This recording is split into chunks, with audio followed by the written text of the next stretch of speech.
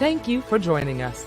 You are a part of an elite group who recognizes that Black women's health should be at the forefront of the national conversation. We are mothers, daughters, activists, entrepreneurs, entertainers, corporate warriors, and more, who help boost the economy and often drive the national conversation. For 38 years, the Black Women's Health Imperative has strived to amplify our voices, help enact policy that protects us, research our issues, create programs that enhance our lives, and produce events like this one to ensure we keep the conversation going about the issues that matter to us most. So, let's get started with our program.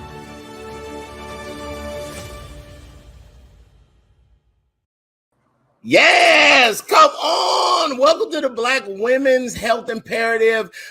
This is your health game show now. This is my third time doing this. I'm so excited to be here. I am your host. My name is Griff.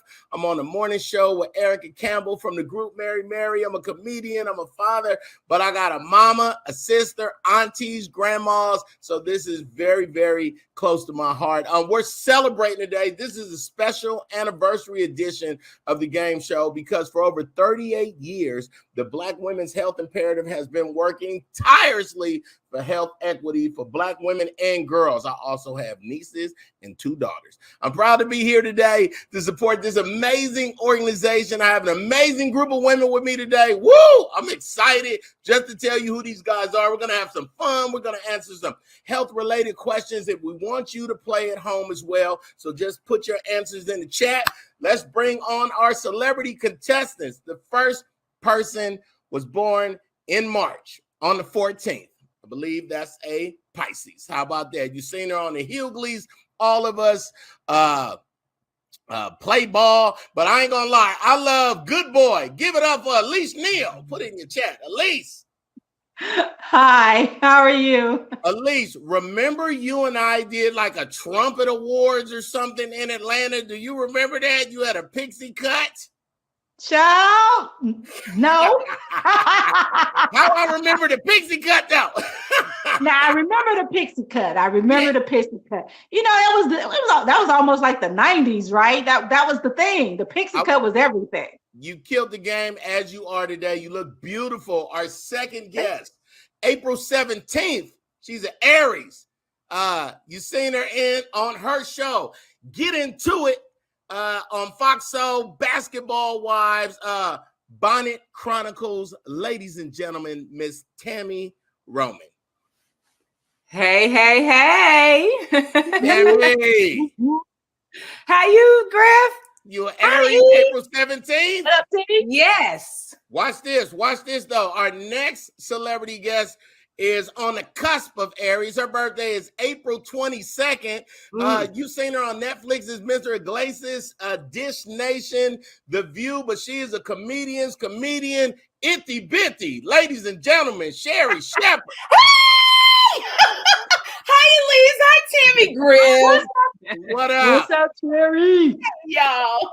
Now, up, girl? our last contestant, also an Aries, but this is special. Her birthday is April 9th.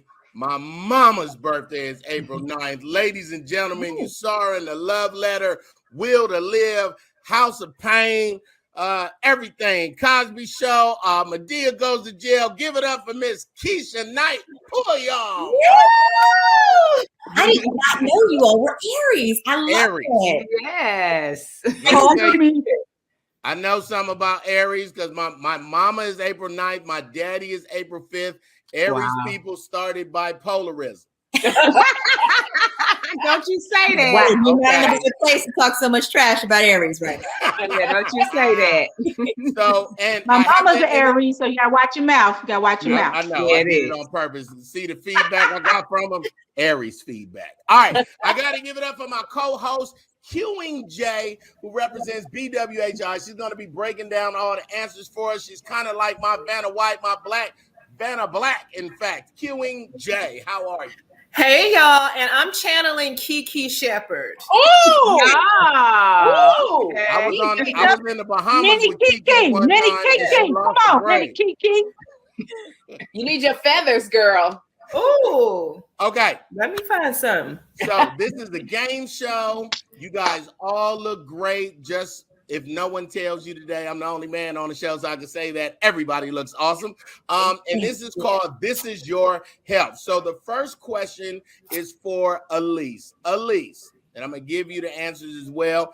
Elise, which generation is reported as significantly more stressed than the other generations? A, baby boomers, B, Gen X, C, the millennials, or D, Gen Z? Ooh. I asked the question again. I'm going to say the millennials. That's what I would have said. So you saying I would say Gen Z. Vanna Black, tell her No, the y'all right don't answer, have a please. buzzer. They have a buzzer. Oh yeah, we got the buzzers. Guess what? Now this might be a surprise for some folks. It's actually Gen Z. That's I would have got it right. yeah, that's the folks that were born between 97 and 2012. And according to a study from the American Psychological Association, that group has been found to have higher stress levels than any other generation. Okay, but I'm raising a Gen Z, and I still think I'm more stressed. Me too. Him Thank you. than he is. But okay. They be stressed about nothing, though. They Wi-Fi They don't sure work do. and they just shut down. Everything's a problem with my daughters. I got the 24 and the 25 and the 27, and the whole world's coming to an end if they can't get Chick-fil-A. You know, it's like, God forbid it be Sunday. And yes. that's why I picked it. But Okay. That's why I interestingly, picked it. guys, And go ahead, Elise. I'm the person on here that doesn't have kids. So, but I'm around a lot of children, and I see especially a lot of like teenagers. So they just seem like everything stresses them out more. So that's why I picked it. I was wrong, but I'm just saying.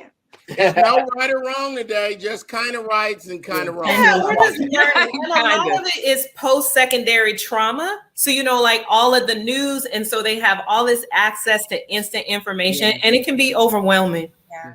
Yes. All right, the second question, Tami, this question is for you. now watch me get mine wrong. No. We're going to have high self-esteem. Kind of wrong, as you said. Tami, most people lie when this is threatened. A, they money. B, their self-esteem. C, their romantic relationship.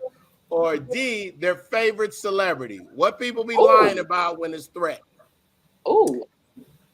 You got it, girl. Okay, let me phone a friend. Okay, so let me 50-50 this thing. And I'm gonna start with narrowing it down to money and their relationship. And I think people lie more with their relationships. Ooh. Oh, wait. What's that? Vanna Black. Money. It's got to be money. She And it gave has her to be two. the She other gave one. her two buzzes because she gave us two answers. But go ahead, Vanna. Tell her. Actually, it's not money and it's not the relationships. Really? People lie at a higher rate when they feel that people think less of them. The correct answer is self-esteem. Really? Oh. Right. Wow. See, my self-esteem is not at a low in any way, form, or fashion. So I don't got much to lie about when it comes there. Well, I have when I go on a blind date, I do lie about my age sometimes and my weight. So those two things. Yeah. But that would still kind of border on relationship. You're trying to get a Right. so that's bordering there. That's not just self-esteem. Yeah, when they ask how many men you've been with, I always say two. That's always. And even when you say two, a dude in his mind go like this. Man. She's sleeping with everybody. We all stretch that number. You stretch that number. You're not supposed to tell the real number. Everybody stretches that number. Men and women stretch that number. Sherri, this next question is for you, Sherri. Sherri, women, is true or false? Women tend to spend more money when they're on their cycle. True or false? Oh, wow. do I spend more money on my, and I still got it. Do I spend more money on with my friend around or when I'm not? Yeah, I do, because I eat a lot more when she comes. So your answer is true. You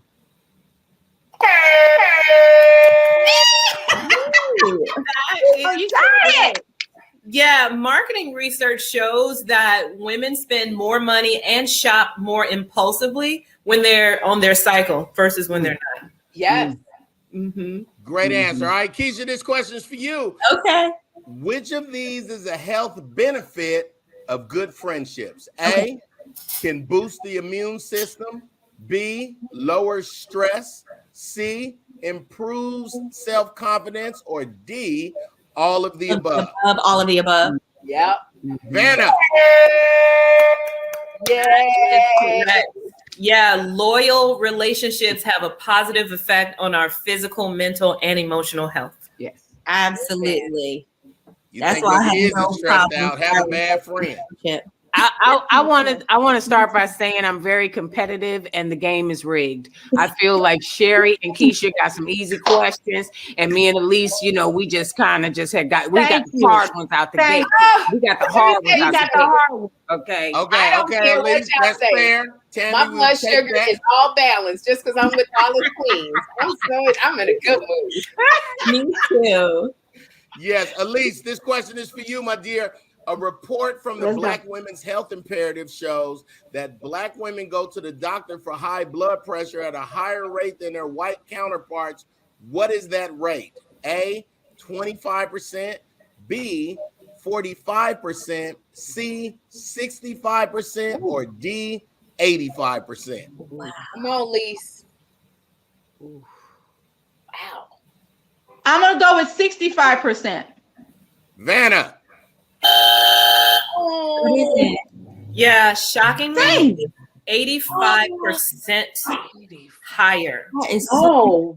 Yeah, and unfortunately, Black women end up dying at much higher rates than white women as it relates to high blood pressure. Something that I want everybody to know here is that this is stress is a contributing factor, and Black Women's Health Imperative want to help with this. You can go to our website and download our emotional wellness toolkit. You can take a stress assessment test there too, to just kind of check where you are. Yeah. That's right. These are all. I was thinking it was going to be high, but I was not aware it was that high. I didn't know either. Wow. Yeah. Okay, Tami, this question is for you. Okay. What does the term weathering mean? What does the term weathering mean? Is it A, protect yourself against cold and flu season with herbal supplements?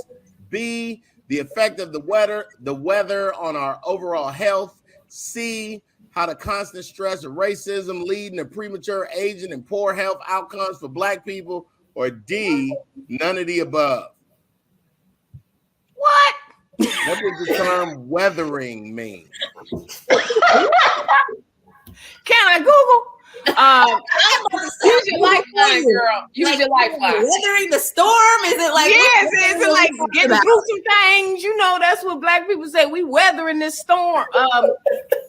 Okay, so I don't know, child. You said A, protecting yourself against cold and flu with herbal supplements. B, the effect of the weather on our overall health. C, how the constant stress of racism leading to the premature aging and poor health outcomes for Black people. Or D, none of the above? ooh, how the constant what? How the constant stress of racism leading to the premature aging and poor health outcomes for Black people. I don't see none of these on Google. Tami, I was trying to help you. You were trying to get it to me. I'm like, I know weathering, like it has the same thing that I thought it was in terms of like the process of wearing or being worn by long exposure to the atmosphere. Am I spelling the right weathering here? Well, let me go with C.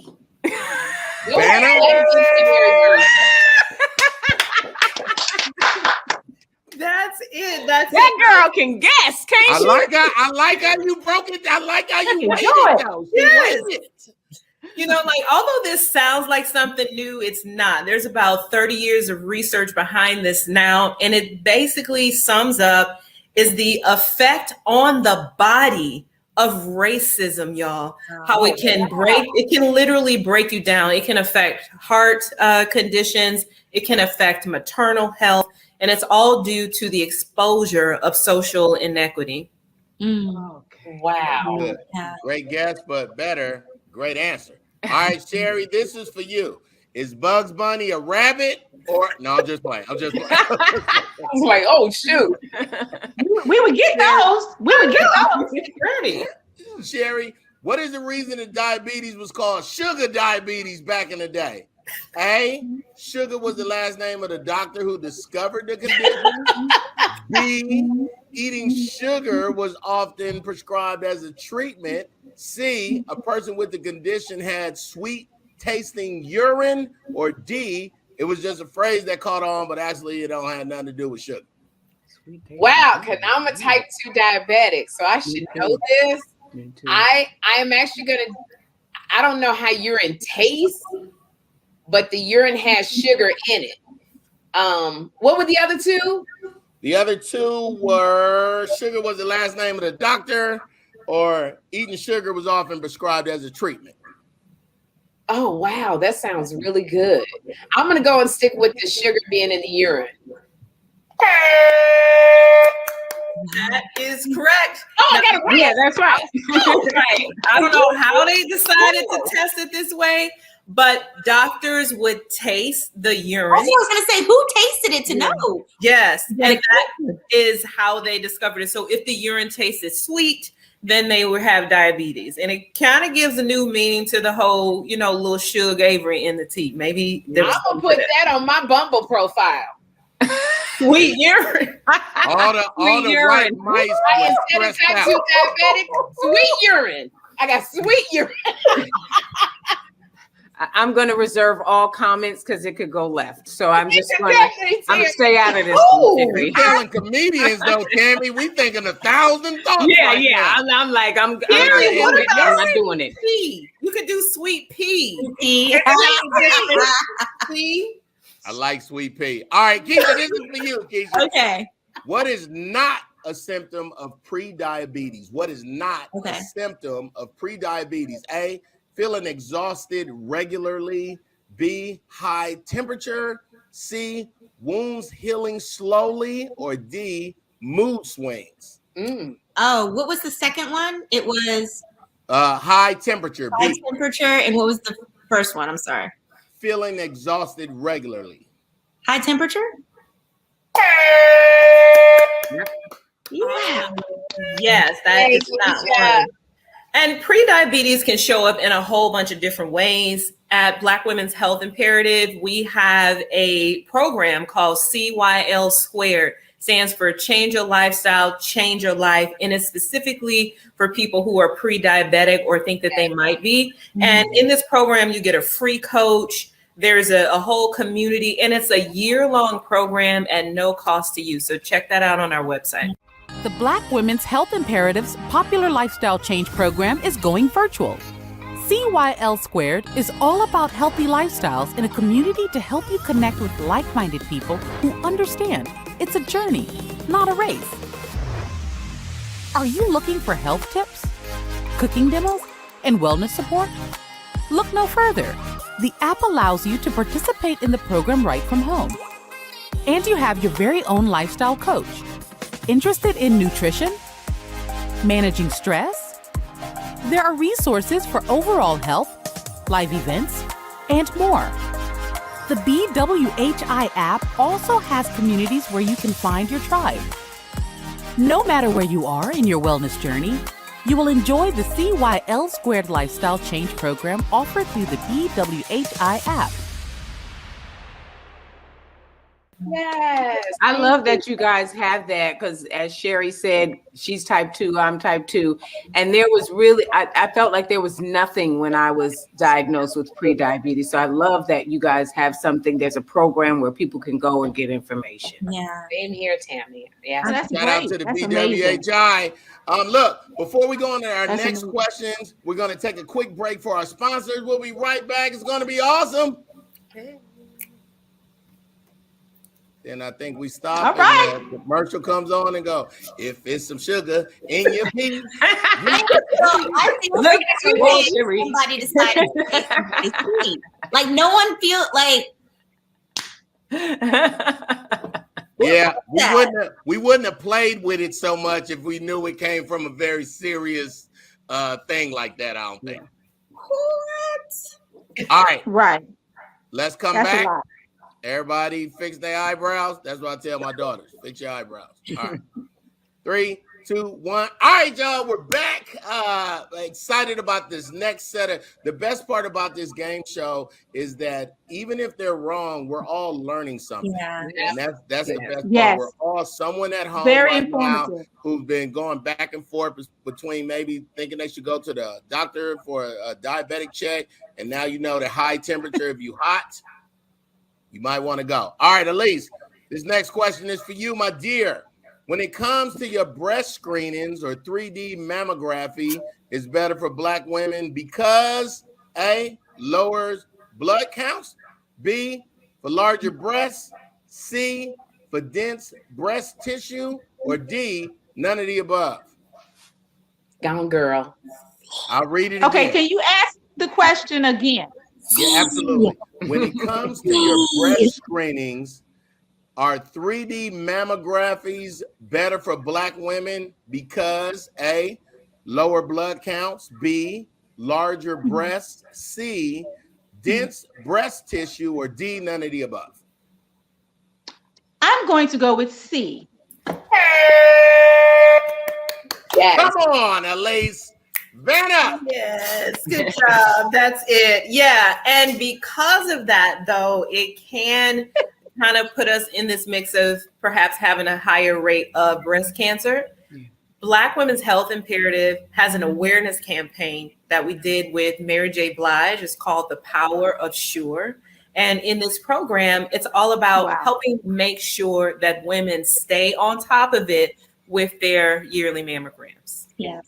Mm-hmm. All right. You ever had a mammogram? I had mine last year. Very important. You Yes. big boobs, they put it in that thing and they smash it down like a pancake. It don't make no daggone sense. Yeah. They got to find another way. Get your mammogram. Mm-hmm.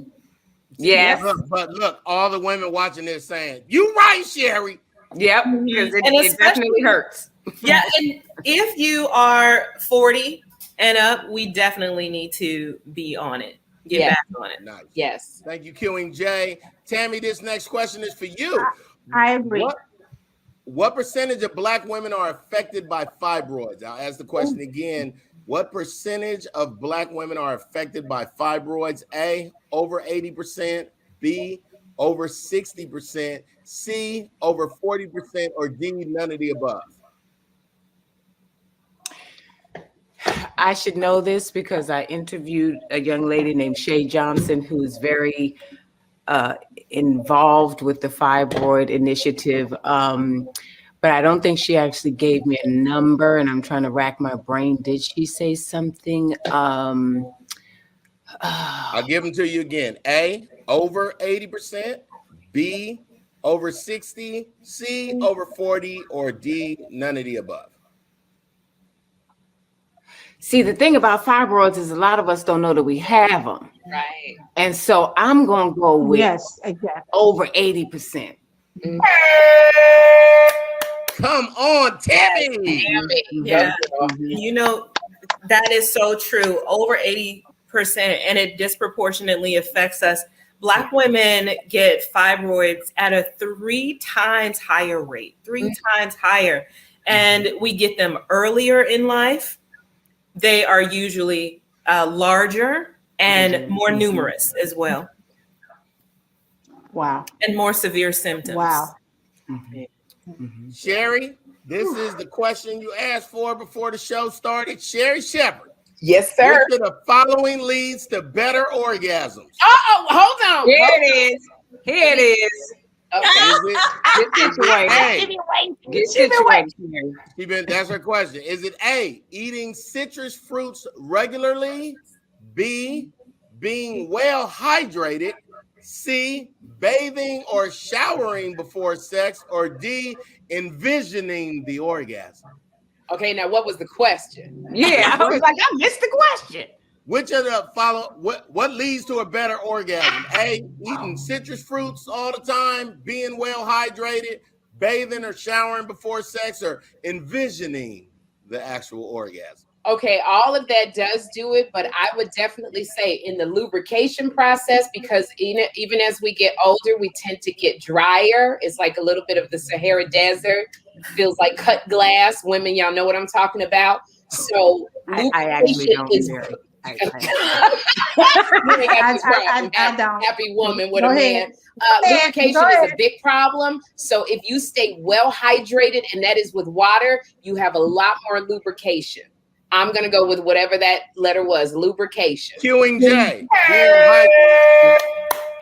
And she broke down. I don't know about me, myself, and I.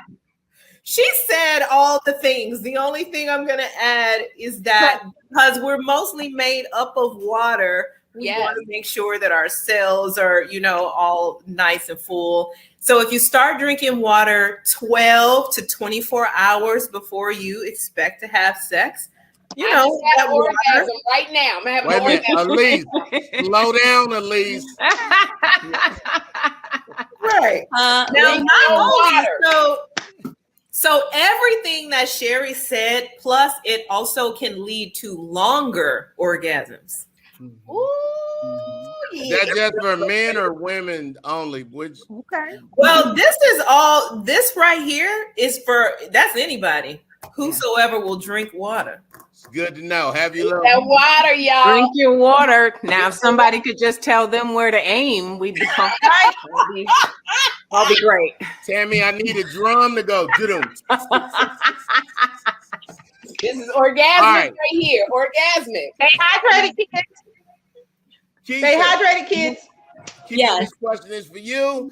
What movie did Queen Latifah star in that was about a woman that became an AIDS activist? Was it A, Last Holiday, B, My Next Life, C, Life Support, or D, Ladies First? Again, what movie did Queen Latifah star in that was about a woman that became an AIDS activist? Last Holiday. What was the first one? I know it's not the holiday one. Last Holiday, B, My Next Life. My Next C, Life. Life Support, or D, Ladies First? It's not Ladies First. It ain't Beauty Shop, kids. It's not Beauty Shop. I'm gonna send you some hypno teacher. Inside joke. I'm gonna go with, was it Life Support? Yes. Life Support. Yay! That is correct. And Keshia, you recently did a campaign with us, BWHI, for HIV testing day called Own Your Ish. Yes. It's really important. And even like what we're doing here, like I was joking when I was like, oh, you can fire some friends. But what I mean when I say that is, I've had amazing girlfriends for literally the past, almost 40 years at this point. But it's so interesting when we think about, we're always as women the ones who carry the burden of everything for everyone. And we're such givers. And it's about, making sure you show up for everyone. But a lot of times we forget to show up for ourselves. Right. We forget that, at the end of the day, part of being loving is making sure that you're showing that same love and empathy and allowing in all of those different things that you give to everyone else, that you're giving that to you as well. That's good. Absolutely. And as it relates to looking out for yourself and for your partners as well, get tested. Yes. HI, with this program that we have on our own terms, you can get a free testing kit. We recently did a post where we said when you ask your partner to get tested, or when you talk to people about getting tested, it doesn't mean that you don't trust them. It shows that you care for them. And we're giving away free testing kits. We've got hundreds of them. Yeah. So go to bwhi.org and get your testing kit. And being an advocate for yourself is getting tested. And it's also ensuring that you require the other person to as well. Come on. Yes. Well, ladies, that was our last quiz show question, but we want to keep you here a little while longer, though, to talk about some more health topics. First, we want to encourage everybody that's watching to donate to the Black Women's Health Imperative. You've heard about several of their programs and initiatives, and there's so many more, like our Sister Keeper program for HBCU students, or our Rare Disease Diversity Coalition. And you can stay updated on everything by going to bwhi.org and learning more and supporting this organization that is making a difference every day for Black women and young ladies. Yeah. Q and J, you want to start the round table with our ladies? Yeah, I will. So when you think about self-care, it's almost like a buzzword at this time. Self-care, right? How are you all making the time to actually do the work of that, especially with your busy lives? Yeah. For me, I have found I have to be intentional about saying no. Because like Keshia said, we, and I'm specifically talking Black women, we take the weight of the world on our shoulders to our detriment. And it has caused so much stress. And I've had to look in the mirror and practice saying no. No, I'm sorry. No, that doesn't work for me. No, I can't. Because I have found that when you say no, people find a way to get it done. Yeah. And in saying no, that's a part of self-care. Because sometimes we wear ourselves out so much. If you can't take care of you, it's like being on a plane. The entire house of cards will fall. So sometimes you have to say no in order to really do those important things like your family and those close friends. It's okay to say no. You love yourself when you say no, so that you have room to say yes.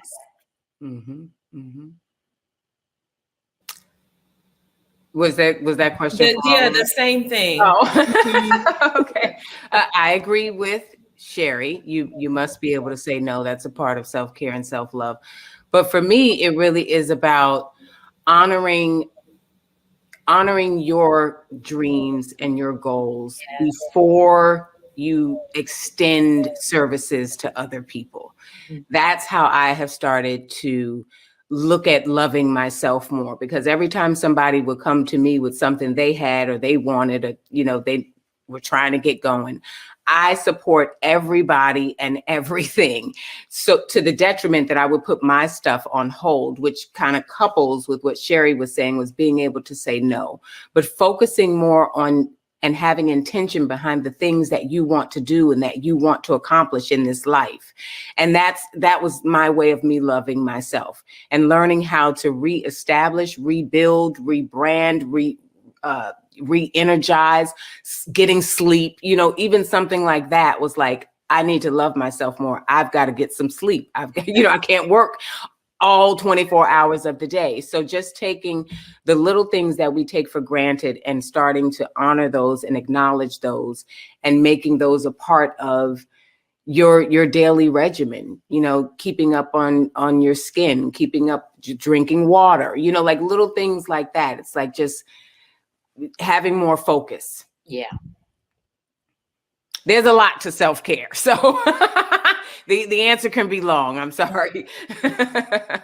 No, I agree with everything that you ladies have said. And I know a really good tip for me in terms of self-care is, just how we schedule everything else into our calendar, scheduling you into your calendar. So that comes when you schedule when you schedule family time, when you scheduled your meditation time, when you scheduled these things in, that when something comes about, it creates a space where you can say no because you're scheduled in that spot. So you're unavailable.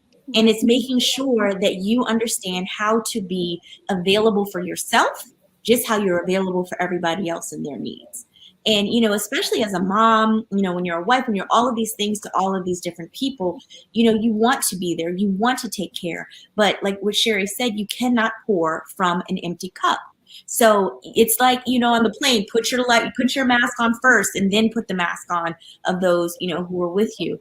And it's just realizing that we can do that. And I think also as, Black women in particular, we've always had these superhero capes on, and that's been such a part of our identity that, you have to be strong and you have to be this and that, but no, you can be vulnerable. There's no, one of the strongest, attributes you can have is vulnerability. And I think we have to start sharing that with one another and allowing and honoring and giving the space for each other to be there. And not to, we have to empower one another and be allowing and empathetic with each other also. I think that that's very much a part of self-care, because especially being a mother to a daughter, what I know is she's learning from what I do, not what I say. And I have to model that for her. And the more that we as women who are in the public eye, who are recognizable, model that for everyone else, it also in its own way gives permission for other people to do it too. Mm-hmm. Yeah. Elise, we're having a conversation about self-care when you stepped out. We love to hear what self-care means to you too, and how you're incorporating that into your busy life. Yeah, I had to step out because, obviously it's Sunday and somebody's having a full domestic dispute right outside the window. So I was trying to shut that off for a little bit. But I think especially for me, self-care started so long ago.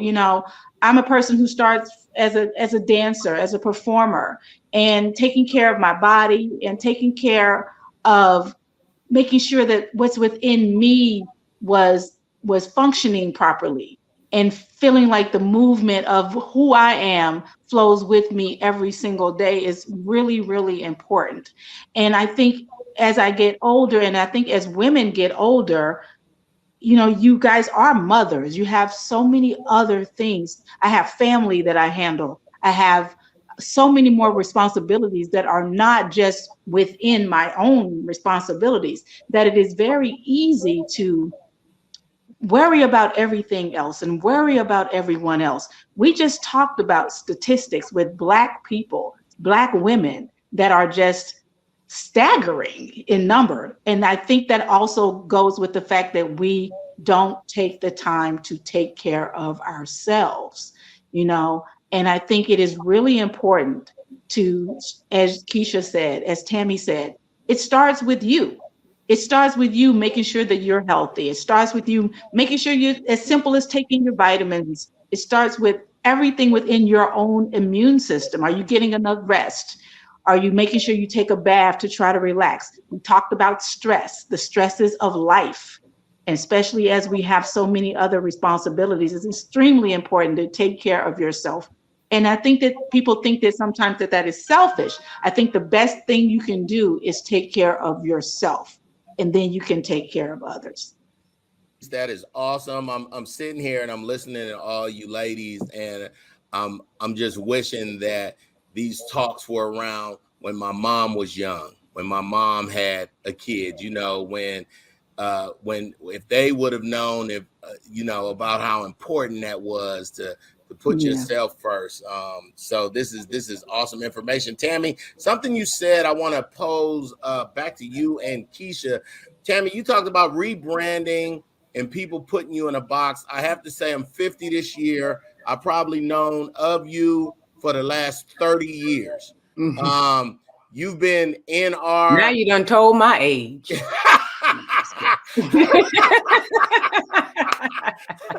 But you've been in the public eye for so long, and now how does it feel? Like your spirit is amazing. You can see it through the lens now, and you look so happy and unstressed. And I feel like it's a piece in you that you really looked for your whole life, that you finally got there. Can you talk about that for a minute? And then Keshia, I want to ask you the same thing. I think if we just start with the putting you in a box part of what you just said, it's important for everybody to understand that we're not one-dimensional, that there are a lot of different facets to all of us. And so when you take someone and you try to make them be a slave to one set of imagery or one narrative, that's doing a disservice. And if you allow people to do that, that's a disservice to you. So now we go fast forward and say about the rebranding part of it. For me in particular, it was important for me to understand brand revitalization and knowing that just because you have one thing going does not mean that you can't keep repurposing that and restructuring it and reinventing it to make it level up, as they say, the young kids say. And that's what I had to do. And one day I didn't really understand for myself what I was doing, but I knew that I had to always keep expounding upon the brands that I was creating. And Sarah Jakes Roberts had a sermon where she said that it is specifically brand revitalization and understanding that whatever your brand is, you have the authority and the capability to always elevate that and keep expounding upon it. And when you do those things, it's not that you are losing sight of the equity that has been established in what you've already been doing, but being able to bring that equity to the new thing you're doing and have it be even greater. And so that's really what I've just started living my life in every way. And you said I have a piece within me that you seem to see, and I'm glad that it's coming out, because what I did was I looked at my relationships in the past, and instead of carrying all of the weight of those failures and what was wrong, and I'm mad at him and we not this and we not that, and carrying that baggage, I decided to take that equity because I learned things. That's my wisdom within those past relationships, but coming into the new situation, repurposing that knowledge and understanding how to have it be a positive force in my new situation, rather than it being a negative, burdensome type of thing that I take with me for the rest of my life. And so that's don't let anybody put you in a box, because you ain't no one-dimensional person. Come on. And you have the right and the authority, okay, from the man upstairs to go out and be anything that you want to be. And so just keep thinking and keep spinning those wheels. There's never one way to skin a cat, and ain't nobody gonna reinvent the wheel again. It's been done. All you can do is add your spoke, and the only way that you can do that is to repurpose, regenerate, just keep adding layers onto things that you already have the equity, knowledge, and wisdom to do.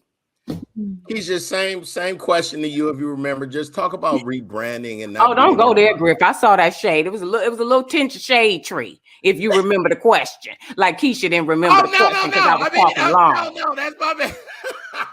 Keshia, you remember the question, Keshia? You remember the question, Keshia? I'm going to kind of come from a little bit of a different perspective because, well, first of all, I'll just say what box. I don't believe in boxes. Period. Point blank. However, for me, I've been in this business literally my entire life. Since I was 9 months old was when I booked my first job. And for me, it has always just been about authenticity. I feel like when you are authentically and genuinely exactly who you are and living in your purpose, the rest will come. So often, and I say this a lot, I have my nonprofit, the Camp Kizzy Foundation, and I tell my girls all the time, why are you running around trying to be a worthless copy when you were born a priceless original? And I think that's where it begins and it ends. Stop trying to be the next so-and-so. Stop trying to be the next Beyonce, the next this. They're amazing. Be the next you. That's who you're supposed to be. And so my competition or my anything has never, ever been with anyone else. It's always been, following the divine inspiration within myself of where I'm led, of what I desire to do. But it's always been being the best version of me. And I think a lot of our younger kids coming up need to understand that, especially with social media, especially, they're bombarded with all of these images of perfection that are quite frankly airbrushed, that are not true. And they're having these aspirations that are absolutely unattainable. And more people need to not just share their highlight reel, but actually share their journey. You know, when you've been in the public eye this long, you don't have a choice but to have shared your journey. And understanding that even the things that may seem like pitfalls or may seem like stumbling blocks or what have you, those are the greatest opportunities that you've had to learn and to grow. And to take those experiences and apply them to what's coming next. You know, those experiences are what help prepare you for your destiny. Yeah. And when you embrace that, and when you find the value in that, and more than anything, find the value and the purpose within yourself, that's what it's about. You know, being the best you and living within your purpose and your vein. And when you do that, there is no other you. So you're always going to be the perfect version of that. And that's just where I dwell. And when it comes to, you know, work, yes, I've been an actress for, 40 plus years at this point. But, it's also the other pearls of wisdom that I've gained, along the way, being a Spelman College graduate, pledging, all of these different experiences also have helped cultivate and mold me into the woman that I am today. So it then becomes taking that and channeling it into other avenues and other ventures, whether it's our venture capital fund that I'm a general partner of, whether it's, my nonprofit, the Camp Kizzy, my Spice line, what have you. It's about taking those experiences and kind of channeling them into everything that you desire to do and desire to accomplish. And you cannot be afraid of two things: no and failure. Because, it only takes one yes. And it's not failure. Without failure, you're only failing if you don't get up. No matter who you are, however successful, you had a no or a million no's. And the difference is the people who continue to keep going. That's the only thing that sets you apart.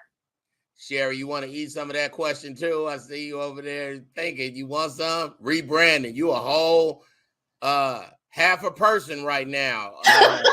You look good, girl. She looks amazing. Amazing. But I watched you on your journey online, just saying how you didn't like how you looked. You wanted to do something different. And instead of talking about it, you did it.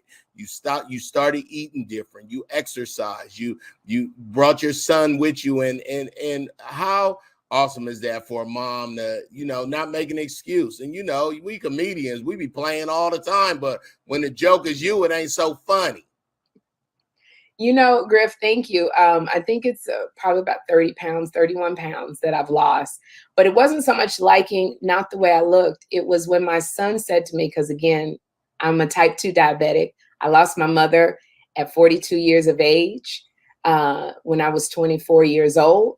Because for diabetic complications, I lost members of my family. Both my sisters have it. It runs in our family. We call it the cute term, the sugar, but there's nothing sweet about it because it is the number 3 killer in the Black community, and especially behind heart disease. It is right up there with Black women.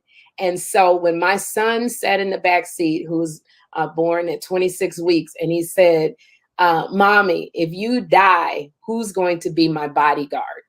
Ooh. And that hit me so strong because it literally was like God was saying, that is not my will for you, but you have choices that you are making. And that thing right there made me change my lifestyle because I didn't have, I got some trifling folks in my family. I don't want my son to be with, y'all know who he is. So everybody who, he ain't trifling, I ain't talking about you. But it was literally, I had to rethink my whole life, Griff. I had to think about how I was doing things, what I put in my mouth. My blood pressure was through the roof. My blood sugar was through the roof. And so I had to reset myself. And it has been tremendous. I want to tell people, don't be afraid. When you're a pre-diabetic, that just means you got another chance to reset yourself. So you're not on the side of where Tami and I are. Because there's some things we can't even do because we're diabetic. But you have the chance to just reset it. Diabetes has made me change my life. So when all the sisters from the church say, I'm going to pray that the Lord take that away. No, don't pray that. Because diabetes has saved my life. And it makes me look at what I put in my mouth, the choices that I make. Forgiveness has been a big part of losing weight. Forgiveness and letting go has really, it's all a mind, body, soul connection. So if you want to fit into a bikini, God bless you. It's so much deeper than that. And I thank you because my numbers have gone down. Being a diabetic, my blood pressure has gone down. I feel great. This thing right here helps you think better. We carry the weight of the world on our shoulders. We're trying to do for mom and them. We got daddy got dementia. This one, you know, and so when you take care of you, your body inside, get therapy. Woo! Say it again. Can I say hallelujah for a therapist? Take care of yourself, because when you take care of yourself, God's got so many blessings on the other side of good health. I promise you, when you take care of yourself, God got some stuff he's going to rebirth, some ideas that you didn't think would come to pass. He's going to give you visions. There are so many doors on the other side of taking care of yourself and good health. So I'll end it right there. I'm Pastor, that was amazing, Pastor.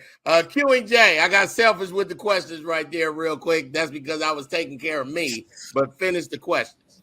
I'm just basking in the wisdom that was just shared. I mean, starting with Tami and then Keshia and then Sherri, like, yeah, like just the wisdom there. So thank y'all so much. One of the let's end with this question, and you reminded me of this, Sherri, when you mentioned about something running in the family. So, and Elise, we can start this one with you. Do you know what runs in your family? Because a lot of times people aren't talking about what Auntie so-and-so had, but maybe if you knew, you could have got tested or could have, you know, made some different lifestyle choices. So how has that looked for you? Do you know what runs in your family? Yeah, I basically, two things. One is, I just want to start off by saying, you know, these women who I'm on this panel with are just amazing and have such layered and amazing lives. And I've seen everybody through the years just grow into just amazing mothers or comedians or their own brands and their own actions. And I'm floored by that. And I'll just start this by saying that no, I at first did not know all of the things or past health problems, whatever they were, in my family until I asked the questions. And to me, and I know I harp on this a lot, even in the last segment we were talking about, I harp on the knowledge because I do believe in Black families. It's something that people don't want to talk about. Past traumas, past health scares, past issues that are within your own family. So I've always been very inquisitive. I've always been the type of person, I'm going to ask you everything. And with that, I started to find out certain issues. So it's not necessarily a lot of heart disease, but there were other underlying issues within the family that I really wanted to find out about. And fortunately for me, being on a path of being a dancer and all about health at an early age, a lot of them did not happen to me. And I think with knowledge, and that's what you guys are providing today and on the website that you share, is knowledge. It's the knowledge that as Black people, especially Black women, that you can ask questions, find out where you can get the answers, and you can do better for everybody in your family, for yourself, so that you don't have to end up in the hospital, so that we don't have the issues that a lot of people have. I think it is extremely important to ask the questions and get the knowledge that you need so that you can move forward. The friend question. So, you know, earlier we had that question about how friendships, good friendships, loyalty, it can impact your health physically, mentally, and emotionally. And Tami, when you think about the friendships that you've had, how has that been for you? How have friendships contributed to your health? What do your friends mean to you? Child, they almost killed me.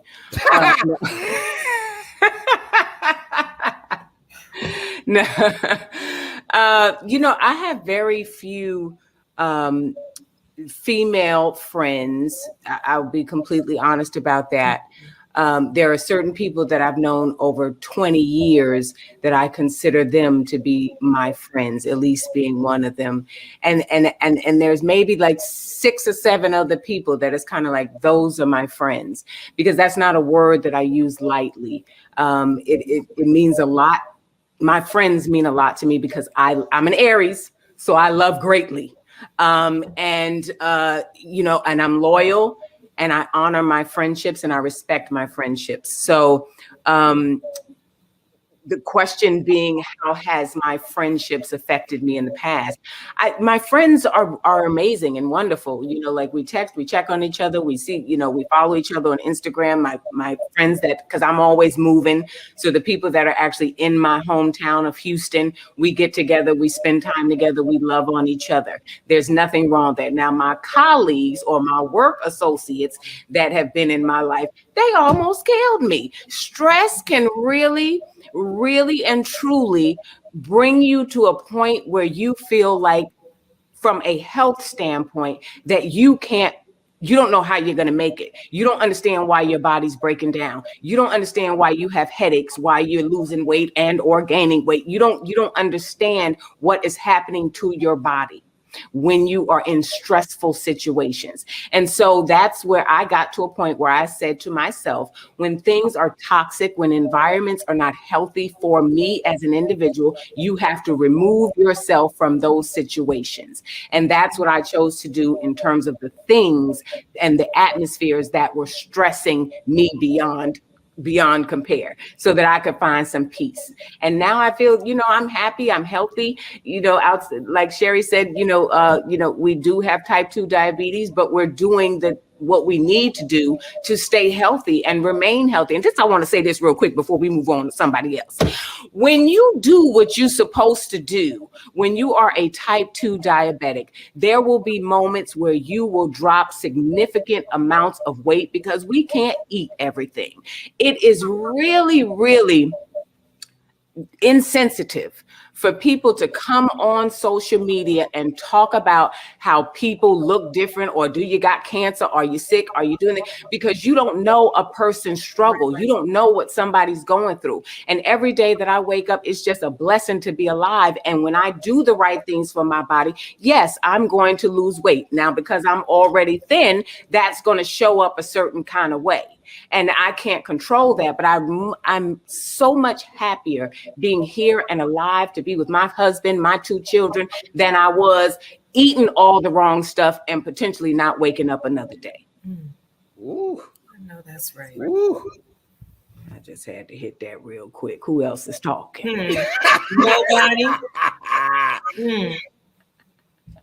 Q, you want to ask another one of the ladies? Hey, I would say, why don't we all kind of give like our last thought, like leading in from what Tami said? I mean, yes. I'd like to start with that. To start with that. As Tami did say, and I've seen it too. I think it's knowledge, because they do say horrible things about her fluctuation, and it definitely is upsetting, that type of talk. I think the thing that I want to leave with, though, is every woman, especially a woman, especially a Black woman, makes their own life choices. And I think people as a whole need to be a little more calm, kind, and understanding of life choices. As I sit on this panel as the person here who does not have kids, I think I'm the oldest person on this panel. I'll say, I don't care. I'm the oldest person, I think, on this panel. I don't know. I just think it's important to honor everyone's choices in life, and you can find happiness as an individual on Earth with whatever choices that you decide to make. I am extremely happy with the choices that I made. I think it's important when I like to speak up about that, because everything looks different for every individual, especially for Black women. You never know what the past has brought a certain person to what they look like, what their health choices are, what they decide to do with their options in life. And I think that it is really important, especially as we are in a pandemic still, whether people want to believe it or not, is that your health is important, taking care of yourself is important, the people that you have in your circle, your tight circle, even other than family, is really important. And that you love on each other and take care of each other as you would anyone that you care about, especially when you don't know what's behind the closed doors or what's behind the social media post. And that we really need to just find ways to be more patient and understanding and love on each other. And that depends on your health depends on it, as we've seen from these statistics today. And just, that's really what I want to lead with. I'm a mother who is raising a 16-year-old Black boy. Every day, something makes me cry. Every day, I'm stressed out because I don't know how to equip my king to go out there and be a man. With Karens running around, with people confronting these kids, every day I'm scared, Griff, because I'm raising a Black boy. And I would say friendship to me is everything. If I did not have my girlfriends to hold my hand when I go through divorce, when I go through not working, when I call them crying because I don't know how I'm going to equip my child, I would say to you ladies who say, because I hear a lot, women be bitches and I don't be getting along and it. Pray and find those ones that are like-minded, that you share the same spiritual beliefs, you share the same core values, because I just believe we can't do it in life without these girlfriends lifting us up. And I understand what you're saying, Tami, about friend. The word friends means a lot. I got social media people and they friends, but they're not my friends. My friends have been 20, 40 years that I came up with. And I would say, ask God to put those people in your life that are friends, that will lift you up, that will tell you, that will hold you. Everybody has a different place in your life.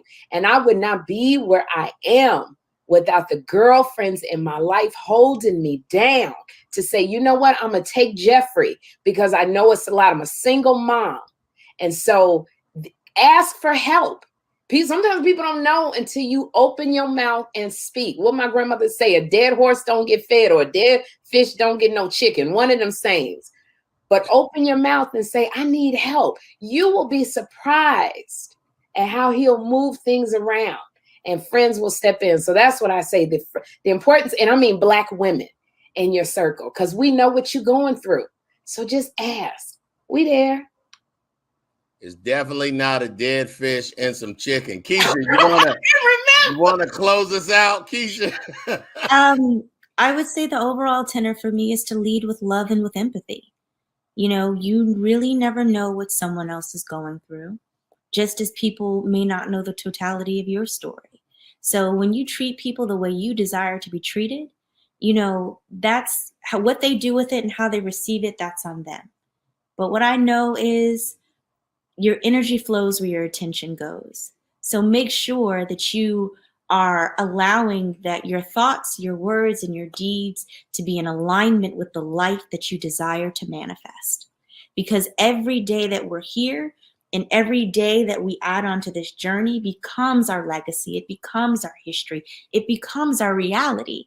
So when you're focused on the toxic, when you're focused on this, when you're focused on that, you're taking away from the time that you could have creating the life that you desire to live every day. So, sometimes you just got to love people from afar, and that's okay. Man, I felt like a dude with a whole bunch of girl first cousins that was at home. This was so awesome. This was awesome. That's the end of our program. We want to thank everybody for joining us. And thank you for my co-host, Qing J. Finally, thank you to our amazing sponsor. You guys rock. We can't do any of this type of programming without you guys. And everyone tuning in right now, make sure you go to bwhi.org. Again, that's bwhi.org, and make a donation today. If this blessed you, if you learned something from today, go ahead and make a donation. It's the Black Women's Health Imperative. Yeah. They need you now more than ever. Thank you, guys. Thank you, Elise. Thank you, Tami. Thank you, Keshia. Thank you, Sherri. Thank you, Love you, Y'all are awesome. Bye, y'all. Next